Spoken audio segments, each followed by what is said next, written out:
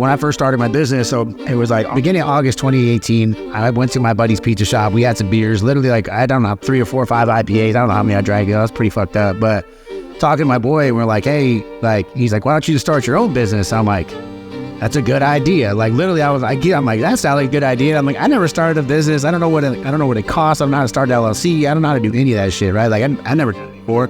I literally went home that night. I got on my stomach on my living room floor. I was still drinking more beers. I'm fucking pretty faded. I'm writing down business names and all this shit, right? And then, next day, like, I'm like, I came up with a name. I'm like, boom, let's do it. For the next couple of days, I'm going to start my business. And I'm like, well, I still got to go to work. And I was really trying to wait till the 15th of August because I was supposed to get like a $5,000 or $10,000 bonus. I don't remember what it was, but it was a pretty significant bonus I was supposed to wait for. And I was like, okay, I'll get that bonus, then I'll start the business. But I was like, dude, I went to work and I'm like, I can't do this. Like, I either have to quit now or whatever. And my brother actually is the one that made me pull the trigger to Mike, like, fuck this shit, let's start our job. He's like, all right, fuck yeah. And Mike drives to the office.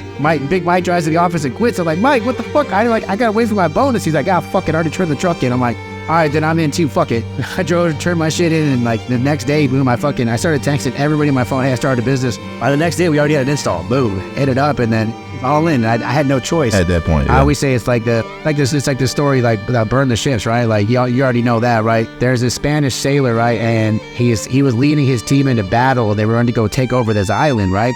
And so they pull up to the island, boom, they get ready to unload. They unload their shit about to charge this island.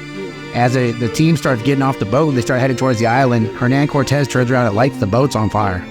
And he's like, hey, we're either going to take this island or we're going to fucking die. Those are your choices, right? And that's what happens when you go all in on something. It allows you to go all in and all your focus. And guess what? You are probably going to win because you got no other choice. And when you got no other choice. Win or fail.